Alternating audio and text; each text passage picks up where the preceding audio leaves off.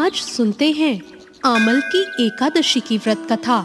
पौराणिक कथाओं में उल्लेख है कि जब भगवान विष्णु ने इस सृष्टि की रचना की तो उन्होंने आंवला वृक्ष को भी उत्पन्न किया।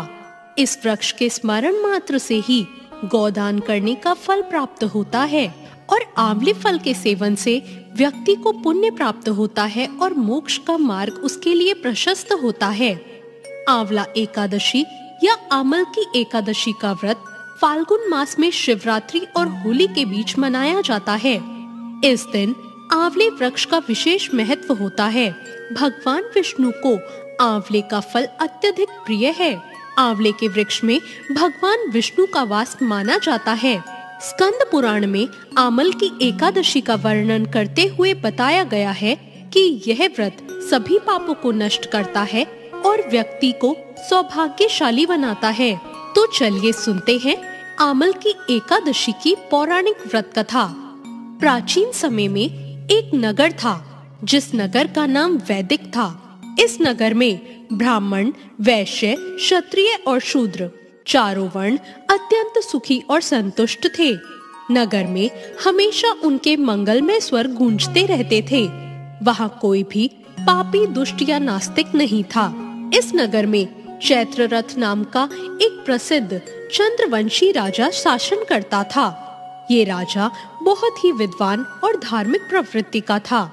राज्य में कोई भी गरीब या कंजूस नहीं था।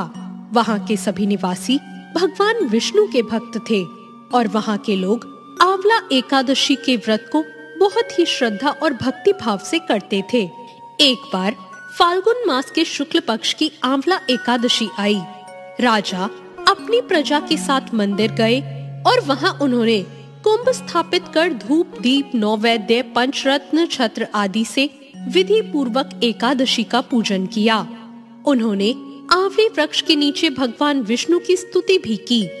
राजा ने आंवला वृक्ष की पूजा करते हुए कहा, हे धात्री, आप ब्रह्मा का स्वरूप हैं। आप ब्रह्मा से उत्पन्न हुए हैं और सभी पापों का नाश करने वाले हैं। मैं आपको नमन करता हूँ। मेरी भेंट स्वीकार करें। आप श्री रामचंद्र जी द्वारा सम्मानित हैं। मैं आपकी पूजा करता हूँ और प्रार्थना करता हूँ कि मेरे सारे पाप दूर हो जाएं। उस रात सभी भक्तों ने मंदिर में जागरण किया। उसी समय एक शिकारी वहां आया। वो बहुत पापी और दुष्ट था, जो अपने परिवार का पालन पोषण करने के लिए जानवरों का शिकार करता था। उस दिन शिकारी भूखा और प्यासा था। वो मंदिर के एक कोने में बैठ गया और भगवान विष्णु और एकादशी का महात्म सुनने लगा। इस प्रकार शिकारी ने पूरी रात जागरण किया और सुबह अपने घर लौट गया। सभी भक्त भी अपने अपने घर चले गए। कुछ समय बाद शिकारी की मृत्यु हो गई। आंवला एकादशी के व्रत और जागरण के प्रभाव से शिकारी अगले जन्म में राजा के यहाँ पैदा हुआ। उसका नाम वसुरथ रखा गया। जब वो बड़ा हुआ और राजा बना तो उसके पास एक विशाल सेना थी।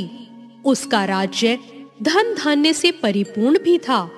उसकी शक्ति चंद्रमा के समान थी, पराक्रम भगवान विष्णु के समान और स्थिरता पृथ्वी के समान थी। एक दिन राजा वसुरथ शिकार के लिए जंगल गए। फिर वहां वो अचानक रास्ता भटक गए। दिशा न जानने के कारण उन्होंने एक आंवले के पेड़ के नीचे विश्राम किया और वहीं उन्हें नींद आ गई। उसी समय पहाड़ से डाकुओं का एक समूह वहां आ गया। उन्होंने राजा को अकेला देखा और चिल्लाने लगे, मारो मारो। डाकुओं ने कहा, इस राजा ने हमारे माता पिता, पुत्र और सभी रिश्तेदारों को मार दिया है, इसलिए हमें इसे मार डालना चाहिए। ये कहते हुए डाकुओं ने राजा पर हथियारों से हमला करना शुरू कर दिया।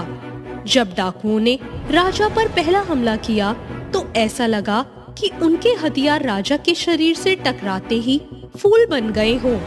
उनके सभी हथियार उल्टे उन पर ही वार करने लगे और ऐसा होते ही सभी डाकू बेहोश हो गए। उसी समय राजा के शरीर से एक दिव्य देवी प्रकट हुई। वो अत्यंत सुंदर थी और सुंदर वस्त्र और आभूषणों से सुसज्जित थी। उनकी आंखों से लाल अग्नि की किरणें निकल रही थी। देवी ने तुरंत डाकुओं पर आक्रमण किया और सभी को मार डाला। जब राजा वसुरथ जागे तो उन्होंने डाकुओं को मृत पाया और सोचा कि इन दुश्मनों को किसने मारा। इस जंगल में ऐसा मेरा शुभचिंतक कौन है? तभी एक आकाशवाणी हुई, हे राजन, इस संसार में तुम्हारी रक्षा भगवान विष्णु के अलावा और कौन कर सकता है? पिछले जन्म में तुमने अमल की एकादशी का जो व्रत किया, ये उसी का पुण्य है। आकाशवाणी सुनने के बाद राजा अपने राज्य खुशी खुशी लौट आए और शासन करने लगे। तो ये थी अमल की एकादशी व्रत की कथा। जो भी इस व्रत कथा को श्रद्धा पूर्वक करता या सुनता है, उसके सभी कार्य सफल होते हैं और अंत में वो विष्णु लोक को प्राप्त करता है। तो ये थी अमल की एकादशी की व्रत कथा।